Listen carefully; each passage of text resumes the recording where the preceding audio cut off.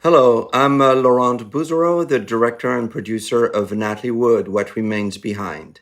The day my mom died, my entire world was shattered.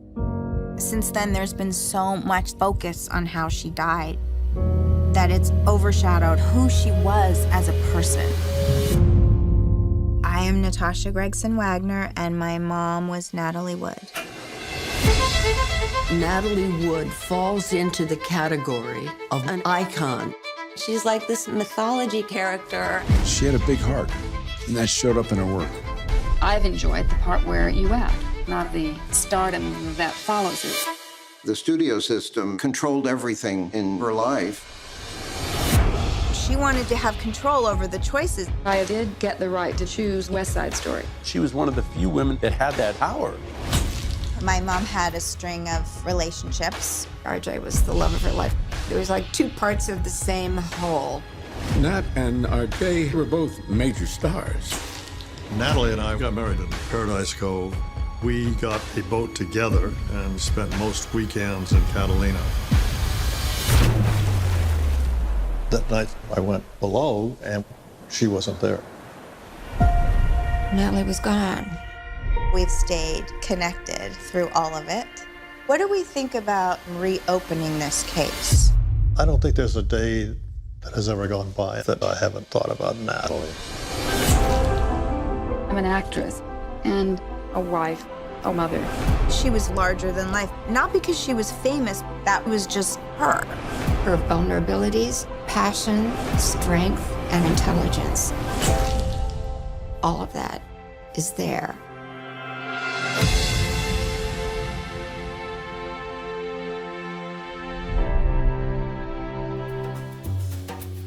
That is the trailer for the recently released HBO documentary, Natalie Wood, What Remains Behind. Available on HBO Now, HBO Go, and on demand. And this is Factual America.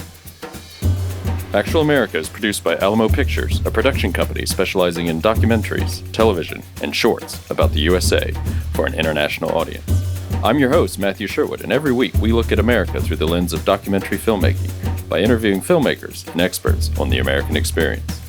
Subscribe to our mailing list or follow us on Facebook, Instagram, and Twitter at Alamo Pictures to be the first to hear about new productions, to find out where you can see our films, and to connect with our team. Natalie Wood, What Remains Behind is a compelling look at Hollywood in the 1950s, 60s, and 70s, and the life of a true American film icon, Natalie Wood, whose life was tragically cut short. Ultimately, the film is about one family's triumphs, its tragedies, and its triumph over tragedy, explains the award-winning filmmaker and New York Times best-selling author, Laurent Bouzereau. Factual America recently caught up with Laurent from his home in California. Laurent Bouzereau, welcome to Factual America. Thank you so much for having me. I'm thrilled. Yes, how are you doing? How are things in California? Well, things are the same way they are all over the world at the moment. You know, it's been very sad and sort of stressful, you know, but trying to stay busy and trying to stay optimistic. Well, I think it is, unfortunately, this is the great leveler, isn't it? We're all in the same boat around the world, it seems. And what time is it in California? It is 7:15 in the morning, so don't talk too loud, you're waking me up. So I hope you have a big pot of coffee or whatever you like to have in the morning. And thank you so much for getting up so early and joining us here at Factual America. It's very much appreciated. No, I appreciate it as well. Thank you. So our listeners and viewers will have heard and seen the trailer. The film is Natalie Wood, What Remains Behind. Now, I mean, it may seem a little odd for you, and certainly does for me, to ask this question, but, you know, she passed away nearly 40 years ago now. I think that probably half our listeners may not have even been alive yet when that happened, and may not even really know who she is. So if you don't mind, tell us, who was Natalie Wood? Well, you know, it's interesting you're mentioning that a lot of people don't know who she is. And that was actually one of the reasons why I wanted to make this film. But, you know, for me, she was emblematic of of so many things. She started her career as an actress as a kid when she was 5 or 6 years old, and was in a very iconic movie called Miracle on 34th Street. And people who discovered that movie when they were kids, literally grew up with her. And that's very unique, in film history, that basically, you're a child and you see a child actor on the screen and you fall in love with that actor, and then suddenly you really follow the trajectory, not only in cinema but in her life, and people really identified with her. And so when she got married, it was a big thing, a big deal, when she got married to Robert Wagner, and of course she was in Rebel Without a Cause with James Dean, and West Side Story, and Splendor in the Grass, and sadly, passed away of a tragic accident. And I think that when she passed away, a lot of people felt they had lost a soulmate, someone they had grown up with, and someone they looked up to, and a very courageous actor, someone who I discovered, had actually a choice of films she wanted to do. Not her entire career, but at one point she rebelled against the system and said, I don't want to be this actor who is imposed movies upon, and I want to be able to select my own films. And that's how she was able to choose, West Side Story. And so therefore, when you know that, you start looking at her films in a complete different light. You see them as autobiographical almost, or as movies with themes that spoke about what she believed in and who she was, So I would say she's a pretty unique actress from her generation, where you line up all the movies she was able to do during her very short life, but because she started so early when she was very, very young, you sort of get a view over the Hollywood, over the history of Hollywood. You see the Hollywood system at its max, and you see it getting looser and looser. And then you see her working with directors like Paul Mazursky or Sidney Pollack, who were just starting their careers. And you see the new Hollywood, they're no longer filming in what is really and obviously a set. You see them filming on the streets of New York, for example, like in Love with a Proper Stranger. It's in black and white New York 60s. And, people on the streets are looking into the camera. It's like the new Hollywood, And her last movie, arguably Brainstorm, directed by Douglas Trumbull, it was his second movie as a director, but he was, and still is, a visual effects genius who had worked on 2001 and Close Encounters and Blade Runner.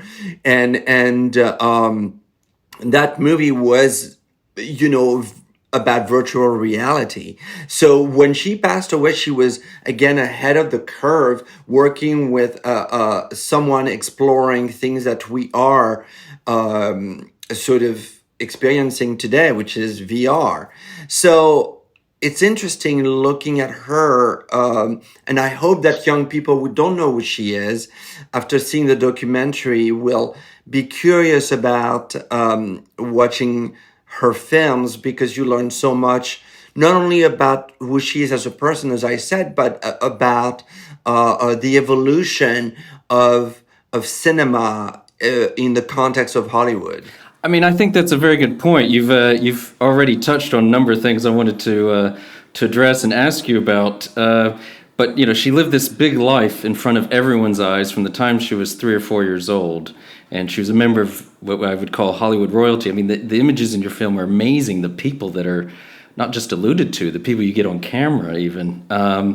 But in these iconic films, and I think for someone of my age, I'm about the same age as I think her children, these films from the 60s, they were, I mean, even after West Side Story, they're pushing boundaries. These are some, they're not even old they've weathered quite well. Oh, absolutely. I mean, I think that I'll argue that films of the 70s and the 60s have aged better than films of the 80s, and that's across the board, not just in America, and so when you see a movie like Bob and Ted and Carol and Alice, they're doing a play on Broadway based on it right now. So she was again, like doing something that is still feels, relevant. And, even as a person, her friend and confidant who sadly passed away a week before I saw that. We went into the situation with COVID, Mark Crowley, she facilitated for him to write this play, Boys in the Band, which was a benchmark for not only theater but gay culture, LGBTQ issues, and that was revived on Broadway last year to incredible success, and is now going to be a new film on Netflix because it was directed by William Friedkin originally, and so not that she was a producer on the original play or film, but she is the one who nurtured Mark Crowley and allowed him to explore and exploit his creativity, and ultimately that's what came out of it, and it's a benchmark. So it's interesting how the sort of Natalie Wood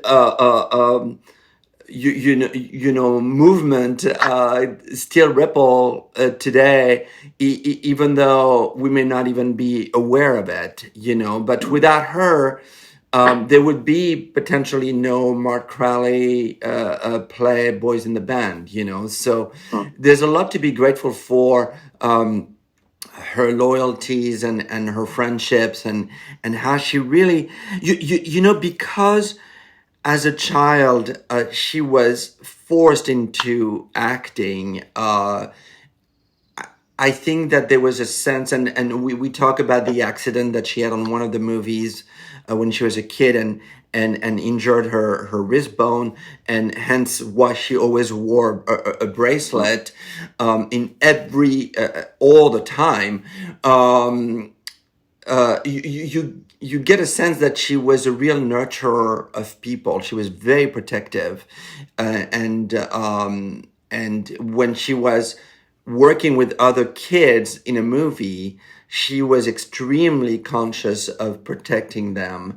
And when she worked with other actors, I mean, there's this funny story on West Side Story when she got onto the picture. They had been rehearsing already the film. She got in kind of late, and they were rehearsing on stages that didn't have air conditioning. And I mean, if you can imagine rehearsing on a soundstage, dance numbers with, many dancers, that was extremely painful. And the second she got in and they said, we don't have air conditioning, she made one phone call and everybody had air conditioning. And it kind of became obvious to everyone, if you want anything, you just go to Natalie and she'll make it happen, Yeah, no, I think, this gets to this point. I mean, I feel like she was a woman ahead of her time. I think your film captures that, and how she's, I think the term empowered was used, and someone else mentioned the only woman who could get a film made probably at that time, within reason, given the constraints. But you were talking about this loyalty. She even got Robert Redford's career launched, didn't she? Yeah, I mean, it's interesting with Redford. He was already on Broadway, Barefoot in the Park, but she gave him a chance, to be on the big screen with Inside Daisy Clover, playing a gay character of all things, which was even more kind of daring, for the time, and also This Property is Condemned, where, I mean, that was a revelation to me, because that's not a movie that I had seen before. Shame on me, but I discovered it in the process of making this film, and I was just blown away. I think the ending it wraps up a little too fast for my taste, but the rest of the movie is spectacular. It's almost like her Streetcar Named Desire type of performance. And of course, Property is based on Tennessee Williams. But I just think that she really had a knack at discovering people, and I think Redford, in so many ways, is almost a male equivalent of her, in that not only is he this spectacular actor, but he became a filmmaker himself. He's a producer. He created Sundance, and there she was, a woman, even though not necessarily entitled. She was a producer, and she had a production company with Robert Wagner. They developed, Charlie's Angels. I mean, there's a lot of interesting things about her that she was doing that no one else was doing. And I think they were kind of kindred spirits, her and Redford, and after she launched his career, he did Downhill Racer, which was produced by her then husband, Richard Gregson, and Gregson and Redford started a production company together, which literally, launched him to become the Redford that we know. But had she lived, I would say she would have been a director. She would have been a producer. Today, she would have a series on Netflix or on HBO. She would be working with Tarantino and Spielberg, and that's where you get very nostalgic about her. You feel like you were robbed of an incredible talent and someone who had such incredible instinct with material and took chances at a time where it was very daring for performers, especially as you get older. And Mia Farrow talks about that, how difficult it was then for women. And I think still to this day, to find really powerful roles once you get to be over 40, I think hold that thought, because I think I would like to talk more about the choices that certainly female actors face. But I agree. I think if she had lived, it's not about mantles, statues on the mantelpiece, but in some form or fashion, she would have won an Oscar or two, I'm sure. Oh yeah, no, I mean, she was nominated by the age of 25, for three movies, so it's sad that she never got to win one. But I'm one of those persons, who really do not judge people by their awards. I mean, Hitchcock never won an Oscar. His films did, but Hitchcock never won an Oscar, and he's arguably, one of my all-time favorites. And it took a while for Steven Spielberg to win an Oscar, and Scorsese, and Brian De Palma, who I've admired, never got nominated, and this, we all know all those awards are extremely poetical, and so I don't think that's necessarily a goal. What is harder than winning an Oscar is longevity, and how much talent is able to endure a long career, a career during which you reinvent yourself, you take chances, and you start addressing yourself not necessarily to the generation who knows you, but to the next generation. That's the hardest thing to do, whether you are Natalie Wood or a director or anybody in the business, is how do you stay relevant? I mean, I myself, struggle with that, because I started doing documentaries in my early 30s, and how do I maintain, a fresh outlook on the work I do as a filmmaker, and how do I transition maybe even to narrative films? So I'm not comparing myself to those great people, but it is, it doesn't matter at what level you're at, it's more important for me to stay relevant and have a career than to win an award, you know. She was owned by the studio, and she didn't want to be owned. She wanted to have control over the choices. I mean, if she's going to spend 3 months doing a film, she wants to believe in it. So she took on Jack Warner and told him, I'm going to go on strike because I don't like the roles that you're choosing for me. The suspension lasted about 18 months, so that the punishment was that if you wouldn't work for them, you couldn't work anywhere else either. It wasn't that I was trying to get more money. That really wasn't it at all. But what I eventually did get the right to do was the right to choose one picture a year.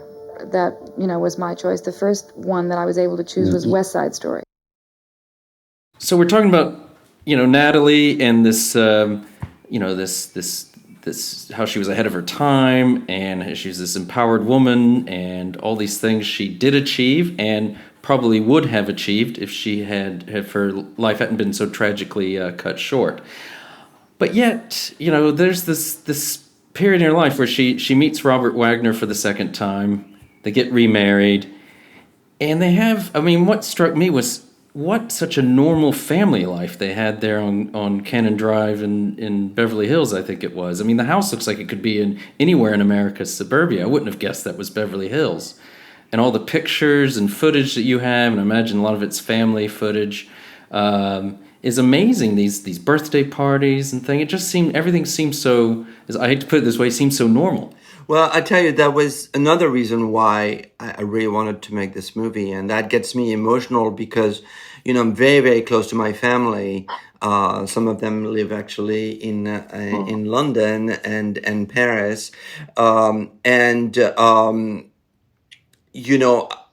when I was approached to do this film and I was shown those personal photos and the home movies that even some of them had never been processed before, they found them in storage.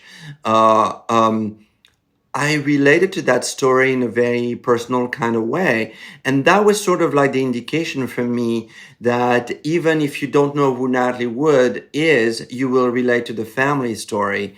And what is it to have, this beautiful, perfect family, the triumph, the loss, and the ultimately triumph over loss, But the thing that, you use the word normal, it's, more than normal, it's relatable for me, Yeah. and because, they were obviously very well off and it's not every day you have Fred Astaire at one of your parties. Yeah, exactly. But, I just love the way that, and, I experienced that firsthand with them, when I met Robert Wagner, obviously I'm, hate that word, but I'm a fan. One of the first movies I saw as a kid that I would say traumatized me, but at the same time made me want to make movies was The Towering Inferno. And he is in The Towering Inferno. And that was the first movie poster I ever bought that I had in my bedroom, which I still have, I want to mention. And there is Robert Wagner, and he has one of those most spectacular scenes in the film. And anyway, so I get to meet him, and I'm realizing that there is that, in addition to him being this big star, there's, we're going to be talking about the loss of Natalie and all that. And this is just a casual conversation I'm having with him at the very, very beginning. And immediately, I just felt I was talking to a family member of my family. I got the feeling I was talking to a member of my family, and he was just so warm and so casual and normal. And he had his dog Max, who's passed away since we first met, and we just bonded immediately. And I imagine that Natalie was the same way, the sort of like, he's the guy that if he finds out you have a cold, he'll call you, he said, okay, I have the best doctor in Beverly Hills, I'm sending him over.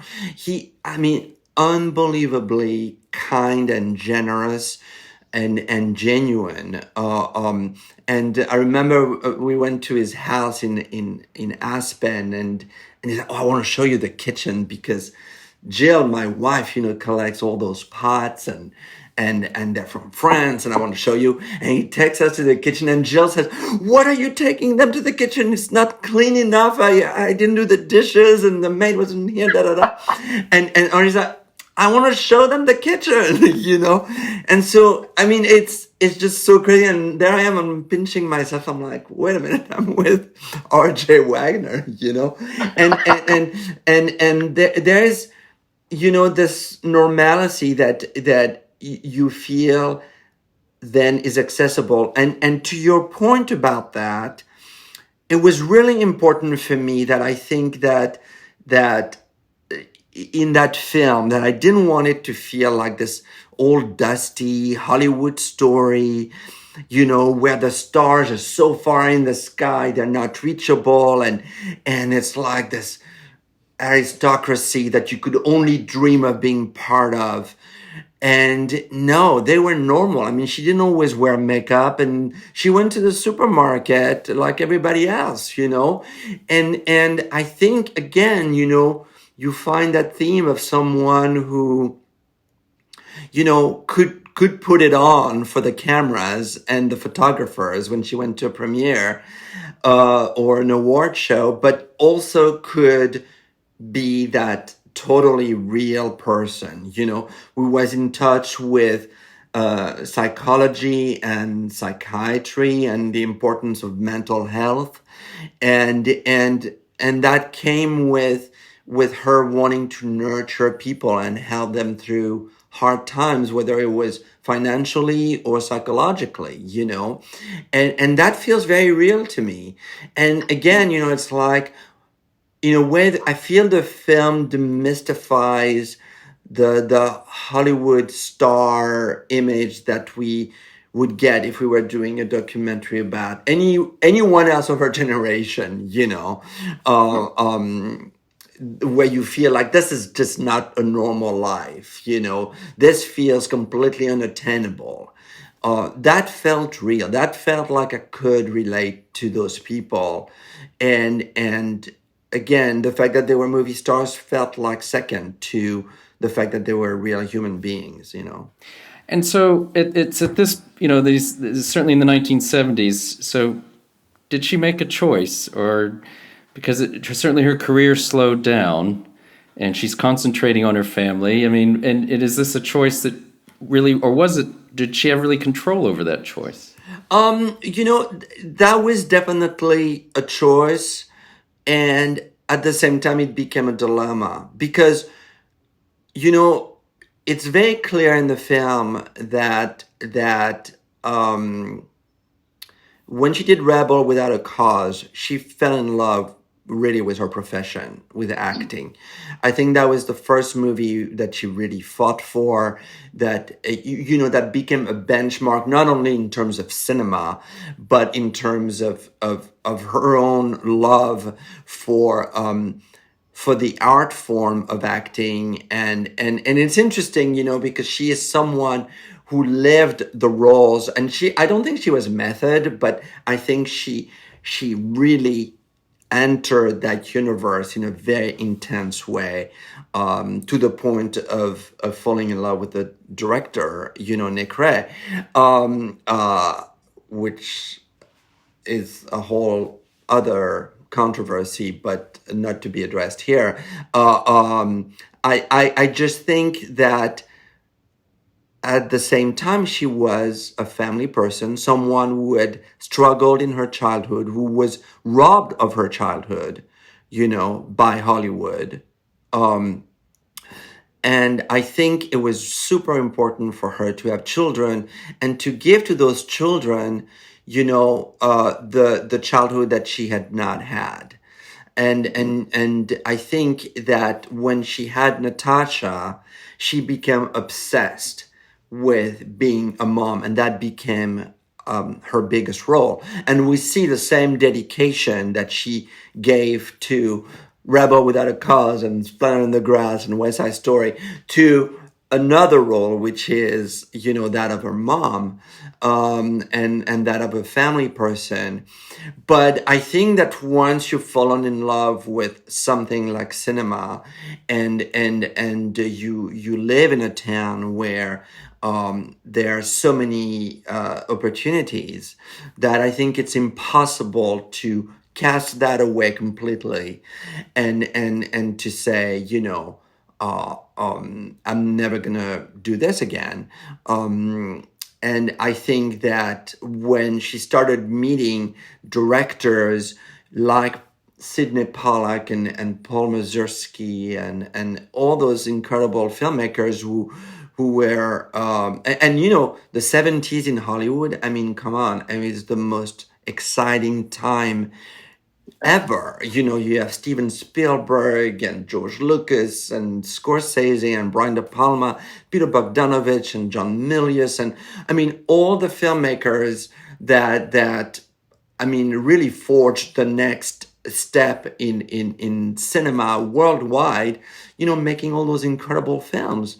And you have also actors emerging from those times, and I can't imagine being an actor, you know, and going like, I'm just gonna move on, you know, and so she couldn't, and then, you know, ultimately when she met Chris Walken on Brainstorm, who is arguably, you know, one of the greats, and someone who is coming off of Deer Hunter and reinventing a new language in terms of acting, you know, the dilemma really presented itself, where it's the first time in several years where she is working and RJ is working, and one could argue that the family unit is sort of broken. The kids are not with their mom, while RJ is filming, and they're not with their dad either. And that's the first time it's happened. And so, you know, she is really weighing out that equation, you know, what is more important and how do I make both of those things work. And I think that when faced with someone like Chris Walken, who is such a powerful actor, you know, you're even more justified in wanting to continue your career. So sadly, when she died, I think she was unresolved on that, on making that work. But I think she would have made it work. And I think that RJ and her would have found a way to make it work. And also the kids were getting a little older, you know, I mean, not Courtney so much, but Natasha. And I think Natasha would have been maybe, you know, as she became a nurturer of her own sister, you know, there was Katie also. And I want to believe they would have made it work, but it was definitely a very, very difficult time for her. Only because she was an emotional and caring person, you know. Those decisions may have been easier for other people who didn't care, you know, but she cared.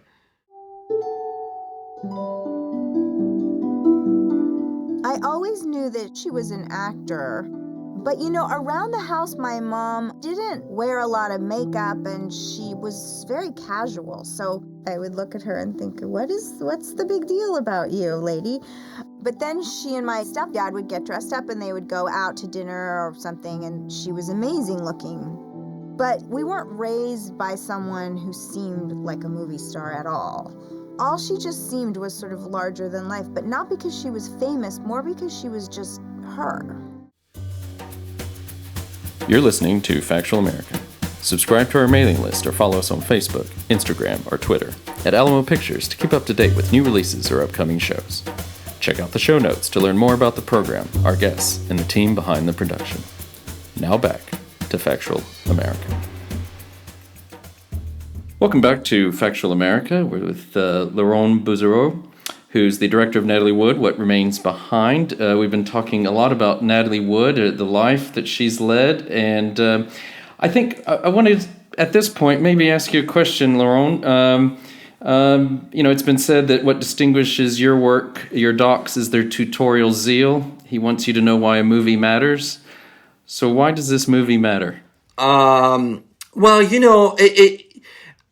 as a documentary filmmaker, or as a filmmaker, period, you constantly want to discover things, and so from a really selfish, personal perspective, this is something that came to me and sort of revealed itself, and I just felt, wow, there is a challenge here to tell a story that I wasn't completely aware of. Of course, I knew the films of Natalie Wood, but I just felt compelled to tell that story in a way that was non-chronological, that was thematic. I wanted to break the form. I wanted to bring different styles of filming, even interviews. And I'll open a little thing here. Like, a lot of people refer to interviews as talking heads, and I think that's the most insulting thing you could tell anyone, let alone someone who does documentaries, because I would call them close-ups, and sometimes extreme close-ups, because those interviews that I did for that movie were extremely hard. I had to be extremely well prepared. And I would say that of my 28 years of doing this type of work, I have never been so moved and so challenged in interviewing people, because, it's one thing to talk about the happy part, but it's something else to lead up to the loss. And whether it was with friends or the family, as the filmmaker, I know that I need to get a certain performance, so to speak, even though it's not manufactured or scripted. But at the same time, I want to be respectful of the emotions. And that was extremely hard. And I would find myself in tears, literally asking those questions, and we would all cry together. And it was really tough. And as I was filming, I just felt the importance of the film being underlined, by my emotions and by what I was feeling. And I was channeling literally, what those people were feeling. And I've stayed friends, with most of them, or in touch, which again, like when you're just meeting someone for an interview for a couple of hours, you don't expect to form a friendship necessarily. And I have. So I really hope that, again, that the viewers are feeling that sort of journey that I'm having. And so that felt important, because I think that we need emotional stories of family, and we need to demystify maybe the stories of Hollywood.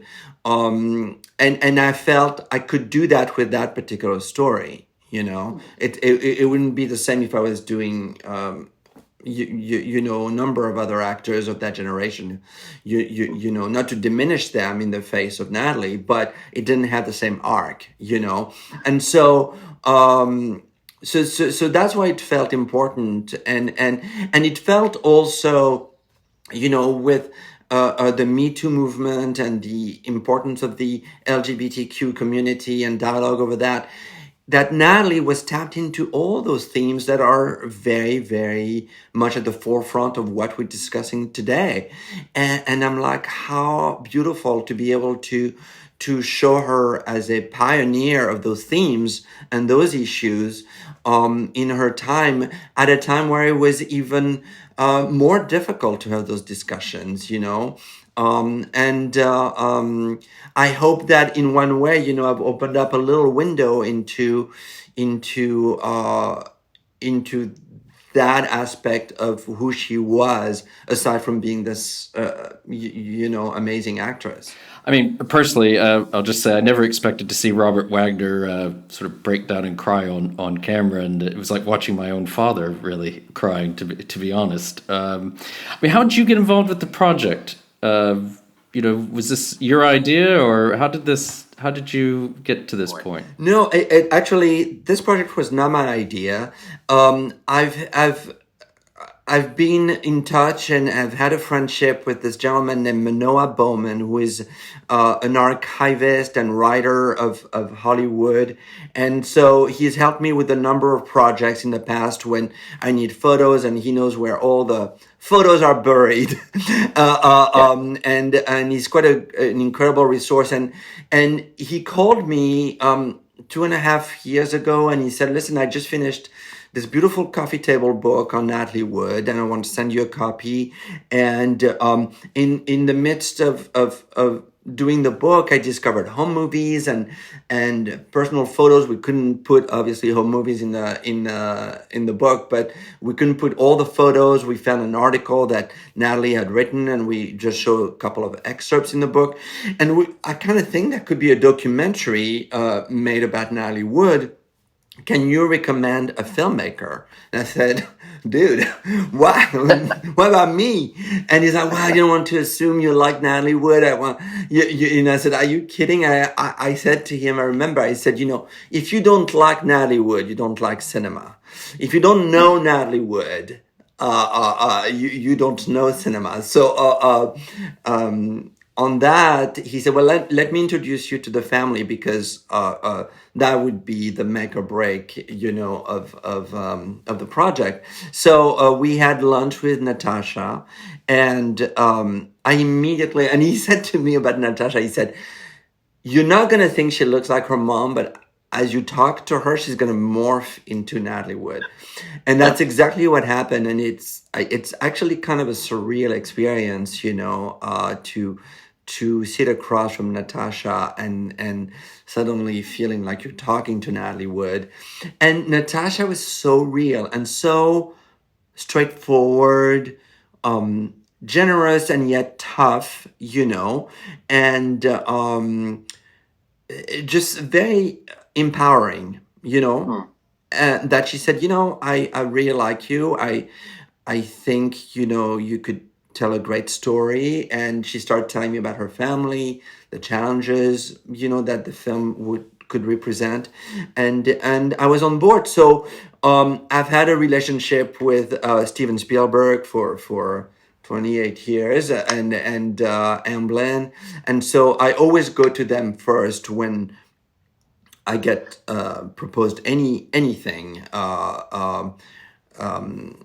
And so I went to Amblin Television and I said, listen, there's this incredible project. What do you think? And so they met with Natasha, and immediately we all decided to form this little family of the Natalie Wood clan, and together Amblin Television and Manoah and Natasha and myself went around town pitching the film, and it was I won't lie, it was difficult. It was difficult for the reasons that you mentioned. A lot of people, that you meet in at networks and streamers, are extremely young and have zero idea who she is. And it was difficult because then you have to explain why this is a story that needs to be told today, and why this is a story that young people will want to watch, and sometimes you're convincing because people have an open mind, and sometimes, they're stuck with telling the story of Tiger King, it was a challenge, and luckily we pitched to HBO, and I have to say, Lisa Heller and Nancy Abraham from HBO were extraordinary partners. I mean, the sort of freedom and yet the very specific direction and sort of collaboration we had creatively really was like one that I had not experienced before. They were. They really challenged a lot of the things that I was doing in the most constructive way, and got me to make some adjustments and so on that really made a big difference. And yet, the film is completely my vision and was not, the one thing that was potentially problematic is the feeling that the family controlled the film, and they didn't. I did show the film to RJ and to everyone who participated, but none of them had approval. It was not. It was an FYI. It was not. Of course, if there were some mistakes made, in an interview, and there were a couple of people who said something, and it happened to be the wrong facts, I would correct it. But other than that, there was no. They had zero control. Even Natasha, who is a producer and arguably had a voice, during the production, was more of a guide in terms of illustration. How do I get in touch with Mia Farrow? How do I get in touch with Redford? And also she was on screen, but in terms of the cutting room, she never came, and that was by design. And it wasn't a fight or anything. It was like, let me make my movie, So it was great, and it was hard because I don't believe that you can ever be definitive, and I also believe that you must have a point of view and a through line.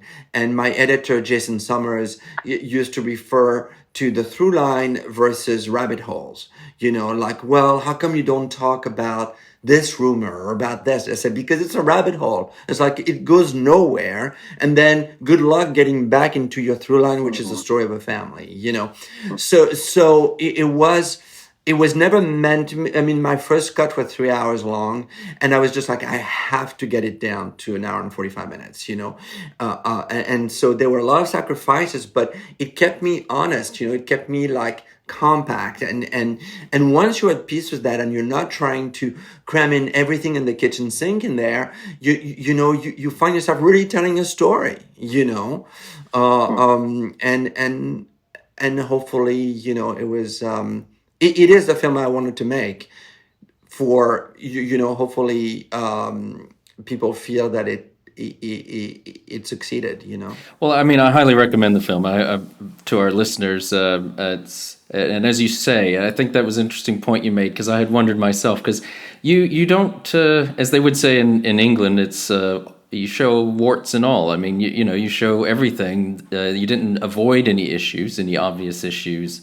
And things like that, and I guess, and you had all these great, amazing people that came on camera to talk about Natalie's life. I mean, did you try to get Christopher Walken on? Both Christopher Walken and Lana Wood were invited to participate, and they declined.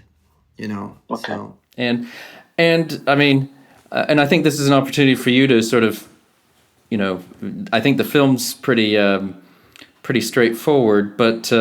There is all this controversy and things that surround Natalie's untimely death. I mean, what do you personally think happened that night, just that Thanksgiving weekend 39 years ago? What I believe is what's in the film. I really do. And that's my conviction, and that's how it is in the film.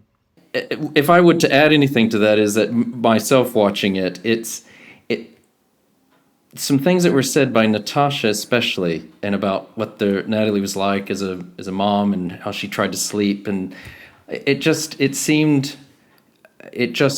me it seems like it sets the record straight, because I think it just seems so realistic that easily could have, that's what happened.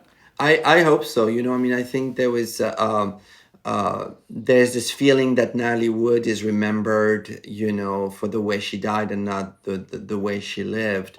One thing that I want to underline is that a big decision I made is not to do an investigative, type of film. I committed to that point of view of the family as an emotional, personal story, not a detective story, because there is no case, So that's my belief, and that's based on my discussions with everyone you see in the film, and that's what it is. And I think as to to add to that is that this film's about her life and not her death, isn't it? You know, and what and the impact it had. If it is about her death, it's about the impact it had on her family and those around her. Yeah, I mean, again, to me, it's super important as a filmmaker to always have a thematic, and I think that it is about triumph, it's about loss, and it's about triumph over loss, ultimately, of this family, not only losing Natalie, but losing her on a world stage, and how do you survive this, and how do you go on, and I think there's a lot to be inspired by in the film about the notion of losing a parent, and the shock that one has to get over eventually, and refocus that energy into, sorry, that's badly said, but I think there's something very empowering about the notion of loss in the film that I think can help a lot of people. In fact, a lot of people, when we had a public screening in the at Sundance, there's always the industry screenings, but there's also a public screening. It was interesting. There was a Q&A after the screening, and it was not even questions, it was statements from people of all ages. There was someone who was easily in their 20s to someone who was in her 90s, just saying how much this is helping them cope with a loss or with their own family. And it was interesting, I was like, wow, mission accomplished. That if that's the case for everyone watching the film, I feel like we've done good. Well, it's hard to believe. I think we're coming close to the end of our time. I don't have my usual producer whispering in my ears telling me to wrap it up, but I wanted to ask you a last couple of questions. You're originally from France, and this podcast is produced by a production company based in London that specializes in docs on the U.S. Have you found that being I think you've been in the U.S. for a long time, but do you feel like an outsider's perspective has helped you in your work? I'll tell you my own experience was that when I came to America, I was so in love with the American culture, with a certain type of cinema. Like I said, I was obsessed with Steven Spielberg and Brian De Palma, and I that American people at large, whether it was within the film business because I immediately started working in the business, but or friends that I made in New York, I was living in New York, were in awe of the fact that I knew so much about the culture, that I was so assimilated to and so in tune with the cinema of the 70s and stuff, that I never felt like an outsider. In fact, I felt like I had belonged there, and I had been taken away, put in France for a few years, and then luckily I went back.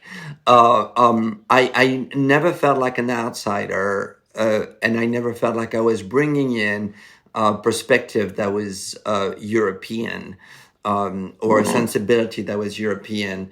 But I do think that I had an appreciation that I learned from the sort of school of Cahiers du Cinéma, of Truffaut, and who loved Hitchcock and recognized him as an auteur before many people did, especially in America.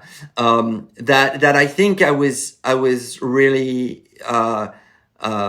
pointing out to certain filmmakers like De Palma, for example, and Spielberg, who were known as those commercial directors. For me, they were real auteurs, and I was looking for connections in their work to say, someone who explores similar themes and has a unique visual language is an auteur, whether it's it's in a big blockbuster like Close Encounters or a small film, it doesn't matter, So that's what I brought in. I think that made me maybe a little more unique and different from the sort of popcorn, going audience, But I feel like I was very American right away, But it's interesting with age.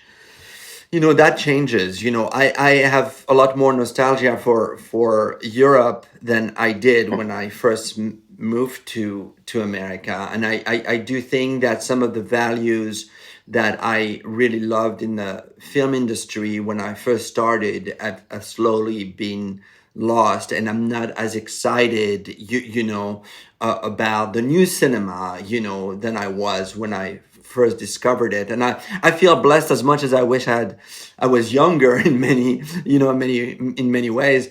I feel blessed that I grew up in the 70s, which was such a formative period for cinema and for me. And I feel that that's a real gift. Well, and then what about what's next for you?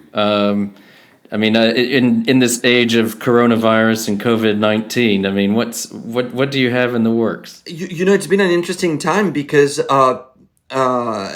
if there's one aspect of the industry that's going to get started again fast, it's going to be the documentary genre, because it doesn't require big crews, so I've been busy pitching. Almost since this started, I've had a pitch every other day. And because the film came out in the middle of this crisis, and it did so well, there's been a lot of interest in my work. And so it's been a very strange, happy, sad kind of time. And the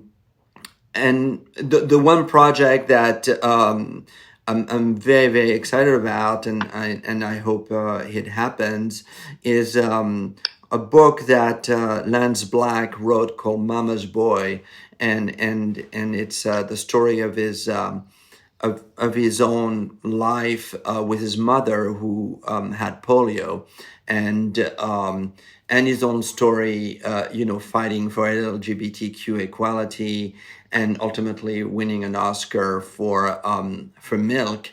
So he wrote that book last summer, or the book came out last summer. I immediately optioned it, and we've been trying to set it up as a documentary. And that's been an incredible gift and journey during this time, because his mom had polio, and that was, not dissimilar to what we're going through right now.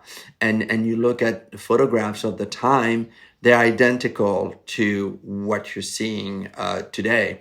So suddenly there was something very relevant and, again, identifiable, But I'm excited about this project. And there's several others that are coming my way that I don't want to curse the the projects, but it's I don't want to jinx the project is the word I should use.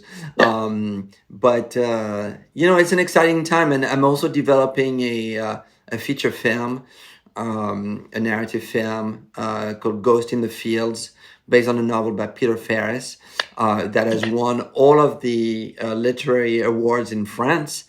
And it's a very small, like, noir thriller set in the South, and it's absolutely an amazing piece of work, and the script is fantastic, and so I'm very excited about that. So fingers crossed. Who knows? I've had many things that I've gone that I've been excited about that never happened, and many things that have come my way and happened overnight.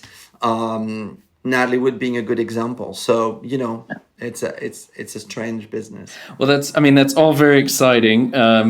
Just to remind our listeners, the film we have been talking about, and which you directed, is Natalie Wood, What Remains Behind.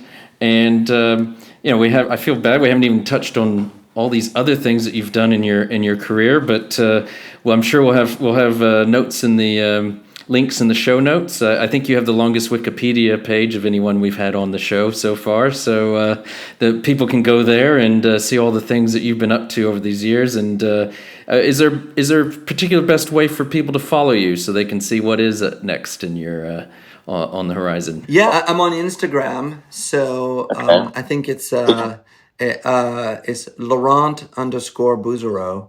So if you know how to spell my name, you can find me on Instagram. Well, great stuff. It's been a pleasure having you.